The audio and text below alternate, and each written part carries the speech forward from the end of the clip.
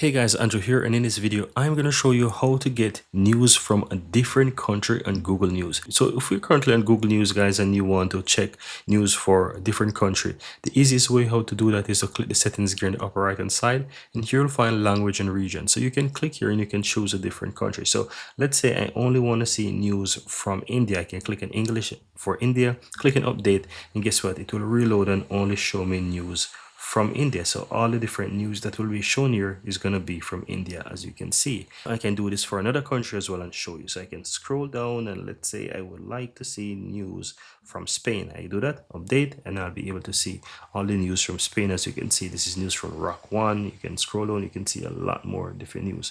Of course, that's it. So if you're looking for a way how to view or to see or to read news from a different country in Google News, this is how you do it. Settings gear, go down to language and region and basically choose the country of your choice and click on update.